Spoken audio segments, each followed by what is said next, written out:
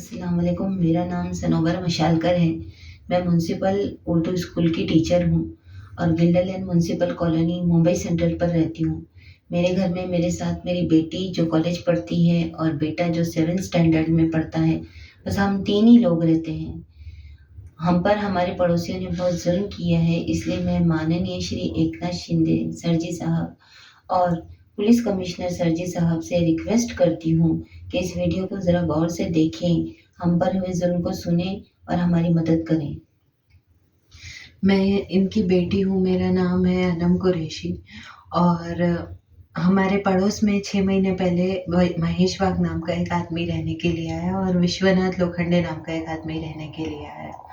महेश वाघ election duty पे मेरी mummy का पीछा करता था, उनको कमेंट्स करता था, बहुत ज़्यादा उनके पीछे जाता था, रोज़ पीछे जाता था। उसके बाद उनकी ऑफ़िस चेंज हो गई, वहाँ पे भी पीछे जाता था, वहाँ पे भी कमेंट्स करता था।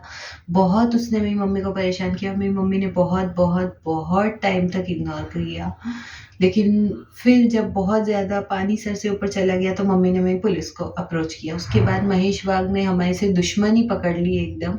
और 26 मार्च को महेश वाघ, उसकी वाइफ और विश्वनाथ लोखंडे और उसकी वाइफ, ये चारों पड़ोसी हमारे घर के बाहर आके, इन्होंने, हम लोग बैठ के इफ्तार कर रहे थे रमज़ान के टाइम में, तो गाली गलौज की, मेरी मम्मी को मारा, उनके कपड़े फाड़े। मेरे नाना भी साथ में थे, उनको भी उठा के पटका, उनके भी साथ फिजिकल असॉल्ट किया और जाकर पुलिस स्टेशन में हमारे अगेंस्ट एट्रॉसिटी की एफआईआर डाल दी। हम लोगों के पास सीसीटीवी फुटेज है, ये सब कुछ रुबीना सलीम खान करा रही है। हम लोग गए एफआईआर के कराने के लिए, तो पुलिस ने हमारी एफआईआर नहीं ली। हमारे पास मेडिकल रिपोर्ट्स भी है।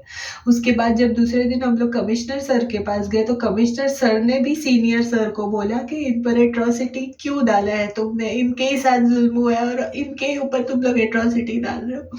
तो भी सीनियर सर ने कुछ उसका ये नहीं किया और फिर भी हमारे ऊपर एट्रॉसिटी की एफआईआर दाखिल कर दी।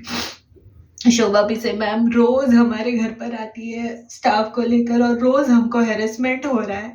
डेली वो लोग आके हमारे घर पर पूछ रहे कहाँ गए ये लोग, बाहर कुर्सी डाल के बैठ जाते, डेली आते। मेरी नानी और मेरा छोटा भाई वहाँ बहुत परेशान हो रहे। कल वो लोग हमारे घर के अंदर घुस गए, पूरे घर की उन्होंने हमारे तलाशी ली है, एक एक रूम में जा जाके उन्होंने तलाशी ली है। हमारे पास सीसीटीवी फुटेज है, लेकिन कोई सीसीटीवी फुटेज देखने को तैयार ही नहीं है। हम कमिश्नर सर के पास गए हैं, सिर्फ उन्होंने हमारी बात सुनी। उसके बाद हम डीसीपी सर के पास गए, एसीपी मैम शोभा पिसे के पास गए, एडिशनल कमिश्नर के पास गए, हम लोग सबके पास गए, कोई भी हमारी बात नहीं सुन रहा है। तो हम लोग क्या करें? अभी हम लोग सुसाइड कर ले क्या? हमको समझ में ही नहीं आ रहा है कि हम लोग क्या करें। हम लोग कितने दिन से घर के बाहर है, हम लोगों को घर जाने नहीं मिल रहा है, रोज पुलिस हमारे घर पर आ रही है।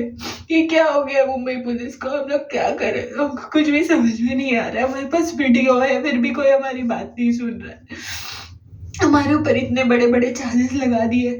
हमको तो उनकी कास्ट भी नहीं मालूम थी, तो हमारे ऊपर इतने बड़े बड़े चार्जेस कैसे लगा? एफआईआर होते टाइम तो हमको बताया भी नहीं गया कि तुम्हारे ऊपर एफआईआर हो रही है। और ये एफआईआर को ये लोग ऑनलाइन डाल भी नहीं रहे हैं, और सिर्फ कमिश्नर सर के पास हम लोग गए तो हमको पता चला कि हमारे ऊपर एफआईआर हुई। ये सब कुछ रुबीना सलीम खान करा रही है, उसकी हमारे से दुश्मनी है, इसलिए वो करवा रही है दूसरों से। और हम लोग बहुत ज़्यादा इस मामले में परेशान हैं, हमको नहीं समझ में आ रहा है हम लोग क्या करें। हम लोग एकदम सुसाइडल है।